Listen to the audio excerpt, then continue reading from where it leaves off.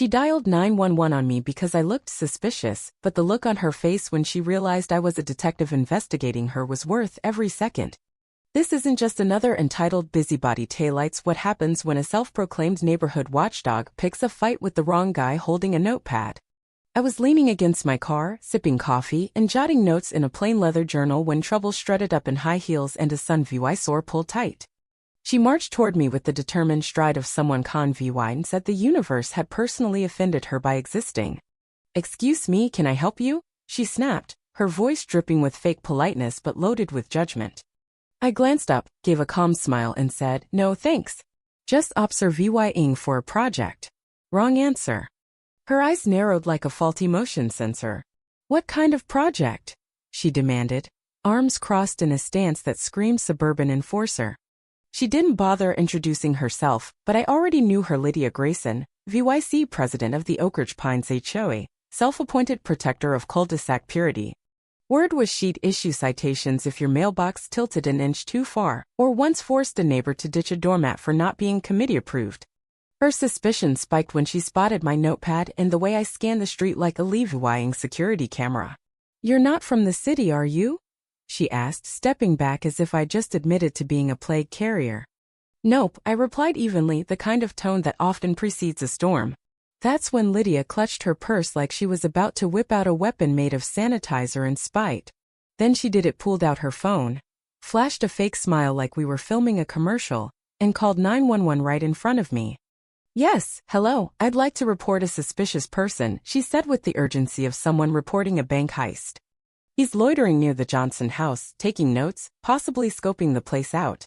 Her eyes flicked to me as if I'd pull out a ski mask any second. I sipped my coffee vanilla latte smooth as ever. The dispatcher, I imagined, was already sighing. Lydia rambled on, describing my unfamiliar car, a 2016 gray Ford Taurus standard issue, my dark attire, black jeans and a gray coat, and my threatening VYB, my default expression, which fair enough leans toward brooding cop. 8 minutes later, a patrol car rolled up, lights off, quiet as a shadow. Lydia flagged it down with the energy of someone spotting a shoplifter. The officer stepped out and approached me while she hovered like an overeager ghost. "Sir," he started, "we got a call about suspicious activity. Mind explaining what you're doing?"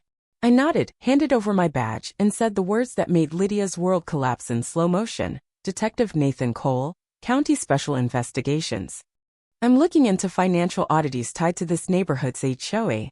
Her face cycled through shock, denial, and panic like a malfunctioning traffic light.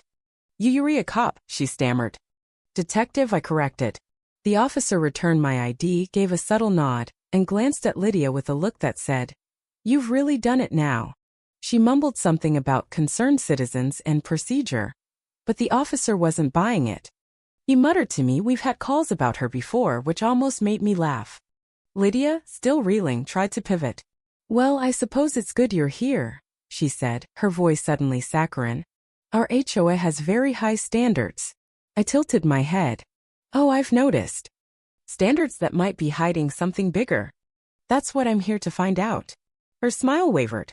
She didn't like the hint and liked it even less when I declined her offer of a proper neighborhood tour. "I prefer to observe without bias," I said, watching her jaw twitch at that last word. Lydia stormed off, heels clicking like a furious typewriter, probably drafting a memo about outsiders. The officer smirked and warned, "Watch your back. She's got a knack for making life tough for anyone who doesn't kiss the ring." I smiled back. "That's fine. I've built a career watching people like her dig their own graves." My notepad now had a fresh entry. Primary suspect just introduced herself. 3 days later, a letter slid under the door of my temporary rental and signed, unsealed, and typed in all caps. PRHOA Rule 12C, non-residents may not linger near homes without board consent. A sticky note in neat, aggressive handwriting added, "Consider this your warning."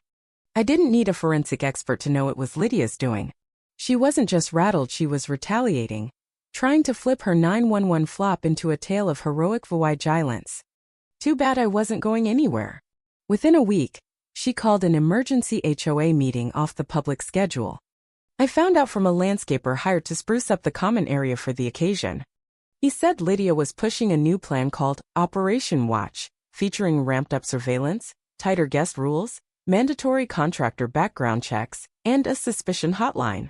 It sounded like a mini dictatorship run by someone addicted to true crime podcasts. I crashed the meeting, posing as a resident's cousin. Lydia didn't clock me at first, too busy with her PowerPoint, safeguarding Oak Ridge, one rule at a time. Slide 1. A blurry shot of me sipping coffee. Slide 2. Me near a mailbox, caption unknown mail, possibly targeting homes. I nearly snorted into my water bottle. She was framing me as the neighborhood boogeyman. Then a weary retiree named Tom raised his hand. Didn't you say this guy's a detective investigating HOA fraud? The room went silent. Lydia's smile tightened like overcooked plastic. I've been told he might be impersonating law enforcement, she said smoothly. Until we confirm his credentials, we must assume the worst. Bold move. I stood, flashed my badge, and smiled. Detective Nathan Cole, County Special Investigations. Credentials are valid and verified. Thanks. Her mouth made a noise like a dying engine. Tom blinked. So she called the cops on you and now she's trying to boot you from the neighborhood you're investigating? I shrugged. Funny how that works, huh? The room buzzed with awkward laughter. Lydia's composure unraveled like cheap thread. Later that night, a note appeared on my door, "You are not welcome here," scrawled in red ink that smelled faintly of lavender sanitizer. The next morning my driveway was blocked by trash cans and a random bird bath. She was escalating, staging petty chaos to pin on me. Then came a noise complaint. Allegedly running machinery past 10 p.m. I was watching TV with subtitles. Next, a landscaping violation. Me rentals grass was unkempt, despite being maintained by the landlord, who laughed when I called and said, "Let me guess, Lydia." I started collecting everything: notes, photos, voicemails. I chatted with neighbors casually by mailboxes on walks at the farmer's market. They all had stories. Lydia fined them for muddy tires, intrusive wind chimes, even a pumpkin left out past Halloween. Her trail of petty tyranny was a mile long. She thought I was just some nosy pencil pusher. She didn't know I specialized in financial crimes and corruption, or that I'd already subpoenaed her HOA records, uncovering a vendor with her maiden name tied to Dula $20,000 in landscaping payments no one remembered seeing. Her campaign against me went public: flyers with my blurry photo and "Beware. Strangers stalking homes." But cracks formed. Neighbors knocked on my door. One brought cookies and whispered, "I think she's hiding something." Another handed me a USB with HOA files he'd saved before being locked out online. The tide was turning. At her safety rally, decked out with bunting and lemon squares, she spotted me and sneered, "Here to take more notes, Detective Cole?" I smiled. "Just observing. I'm fascinated by this community's standards." She didn't realize the whispers weren't about me anymore, they were about her. The deeper I dug, the more Lydia's HO empire looked like a scam in yoga pants. Vendor lists were padded with ghost companies, one linked to a defunct pizza joint's number. Greenleaf Solutions got due law $20,000 for groundskeeping, but no one saw a lawnmower. Its address? A P.O. box in Lydia's maiden name.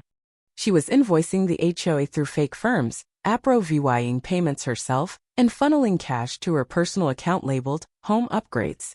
UPS drivers mentioned her garage brimming with new gym gear and a fancy hot tub. Not bad for a volunteer board member. She'd skimmed Dula $70,000 over 3 years, not millions, but steady, slick, and ruthless. She counted on fear and apathy to keep residents quiet. One guy got fined for offensive mailbox paint after requesting an audit. Another couple was told their Christmas lights were disruptive. Lydia ruled with an iron clipboard, inventing bylaws when needed.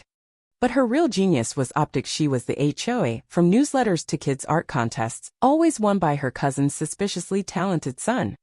Then I found it, a secret insurance policy for board defense, signed by a mystery named Harold Jennings, the ex-HOA president who'd retired 3 years ago. I tracked him down. Over coffee on his porch, he grumbled, "Lydia forced me out when I questioned a shady contract." Fines, letters, code enforcement calls, I got the hint. He handed me emails where she rigged votes and rewrote rules, including one gem: people won't challenge authority if you give them cookies and a sense of order. Jackpot. I didn't pounce yet.